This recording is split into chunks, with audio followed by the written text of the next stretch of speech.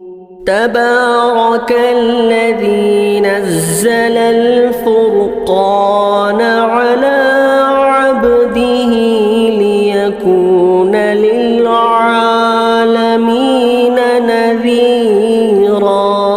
اسی طرح ایک بہن نے بریلوی سے، یہ بھی سوال بریلی سے ہیں، سوال کی ہے کہ مفتی صاحب السلام علیکم ورحمۃ اللہ وبرکاتہ۔ جی بہن وعلیکم السلام ورحمۃ اللہ وبرکاتہ۔ سوال یہ کہ مفتی صاحب کیا کوئی غوث پاک کا نام بے وضو لینے سے مر جاتا تھا؟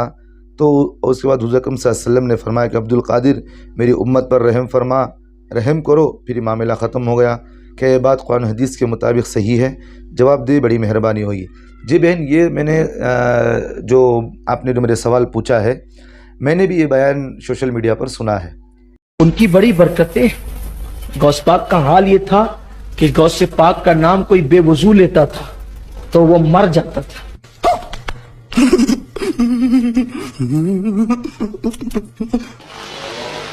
غوث پاک کا نام کوئی بے وضو لیتا تھا تو ہمارے بزرگوں نے یہ بات صوفیہ نے کہی ہے، ممکن ہے آپ اس پہ اعتراض کریں جو بھی ہو، لیکن صوفیہ کہتے ہیں کہ بے وضو کا نام کوئی لے نہیں سکتا تھا۔ ابے سالے، کبھی میرا معاف کرنا، غصے میں ادھر ادھر نکل جاتا ہوں۔ یہ بیان کرنے والا امین القادری، سید امین القادری ہے، یہ ہندوستان کا، بھارت کا رہنے والا ہے۔ اس طرح کی من دھڑک بے دھڑک باتیں یہ کرتا بھی رہتا ہے۔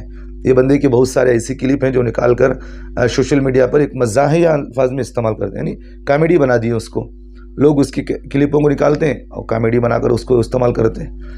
تو بہرحال جو آپ نے مجھے سوال کیا ہے یہ قرآن حدیث کے صحیح مخالف ہیں۔ قرآن حدیث کے سخت ترین یہ الفاظ اس نے استعمال کیا ہے قرآن حدیث پاک پر، قرآن و حدیث پر۔ سب سے پہلے اسے اللہ سے بھی توبہ استغفار کروانا چاہیے، اور اس بندے کو اللہ کے رسول صلی اللہ علیہ وسلم سے معافی مانگنا چاہیے، کیونکہ اس نے ایک بات تو یہ کہی ہے کہ بھئی غوث پاک کا اگر کوئی آدمی بغیر وضو کے نام لیتا تو مر جاتا۔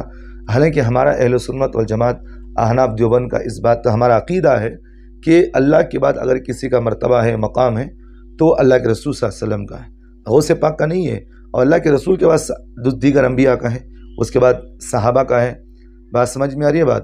تو انبیاء کو اگر ایک طرف ہم اگر انبیاء کے بعد اگر ہم کسی کا مرتبہ دیکھتے ہیں، صحابہ کا دیکھتے ہیں، تو غوث پاک کا جو مقام و مرتبہ آپ جو بیان کر رہے ہیں، ادنا سا ادنا صحابی کا مقام بھی وہ نہیں پا سکتے۔ بات سمجھ میں آ رہی ہے بات؟ ادنا سا ادنا صحابی کے مقام و مرتبے کو بھی غوث پاک نے نہیں پہنچا ہے۔ تو یہ جو بات کہی گئی ہے بالکل سخت الفاظ یہ کہی گئی ہیں، اگر کیونکہ غوث پاک کا مقام کسی صحابی کے برابر نہیں ہے۔ بات سمجھ میں آ رہی؟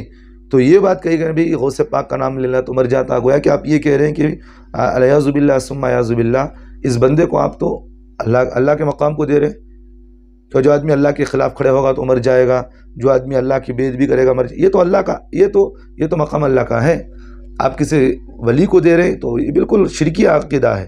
اس طرح عقیدہ مسلمانوں کا کسی عقیدہ بھی نہیں ہے، اور یہ صریح قرآن حدیث کے مخالف ہے۔ تو اس لیے میں آپ سے ایک بات یہ کہتا ہوں، یہ جو ہمارے بھارت کے اندر جو امیر القادری ہے، احمد نقشبندی ہے، یہ سب دونوں بھی ایسے بہت سارے ہیں۔ میں کوئی ایسی آپ کو ہوائی فیرنگ بات نہیں کہہ رہا ہوں۔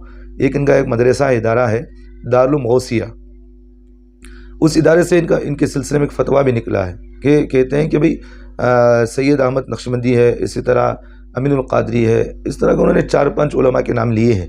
ان لوگوں کے بیانات کو نہ سنا جائے، اور ان کو کسی بھی پروگرام میں نہ بلایا جائے، کسی بھی طریقے پر ان کو کہیں بھی بیان کی اجازت نہ دی جائے، کیونکہ یہ من دھڑک باتیں کہتے ہیں۔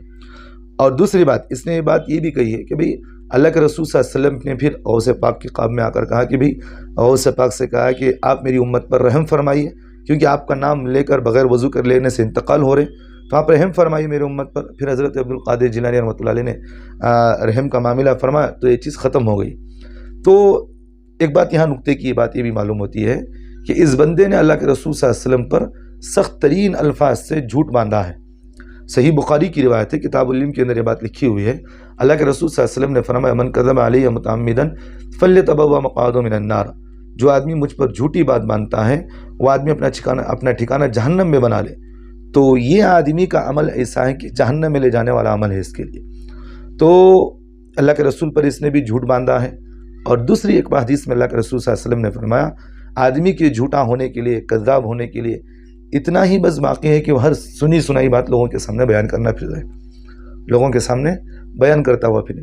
تو تو پھر یہ جھوٹی باتیں لوگوں کے سامنے، ہر سنی سنائی باتیں لوگوں کے سامنے بیان کرتے ہوئے پھرنا، یہ تو اللہ کے رسول صلی اللہ علیہ وسلم پر جھوٹ باندھنا ہے۔ تو بہرحال جو آپ نے مجھے پوچھی ہے بات کہ غوث پاک کا نام لیتا تو بغیر وضو کے مر جاتا، تو یہ بات بالکل جھوٹ ہے۔ اللہ کے رسول صلی اللہ علیہ وسلم پر جو بات باندھی گئی کہ میری امت پر رحم فرمائیے، اللہ کے رسول نے خواب میں آ کر کہا، یہ بھی بات جھوٹی ہے، بغیر تحقیق کے نہیں ہے۔ اور پھر یہ معاملہ ختم ہو گیا اللہ کے رسول صلی اللہ علیہ وسلم کے کہنے کے بعد، پھر غوث پاک نے پھر اس کو بری کر دیا، یعنی اس معاملے کو ختم فرما دیا۔ یہ بھی بات شیخ عبد القادر جیلانی رحمۃ اللہ علیہ پر جھوٹ باندھی گئی ہے۔ تو لہٰذا اس آدمی کو جو امین القادری ہے، اس آدمی کو اللہ سے توبہ استغفار کرنا چاہیے۔ اور اس کے سلسلے میں بھی بریلی مسلک کے علماء جیسا کہ الرضا و فقہ گیٹ میں ان کے دارالقضاء ہے ان کا، وہاں پر بھی یہ بات لکھی ہوئی، وہاں سے بھی انہوں نے اس بات کو شائع کیا ہے کہ بیان بالکل غلط ہے جو بات اس نے کہی ہے۔ بہرحال اللہ ہم تمام کو عمل کی توفیق عطا فرمائے۔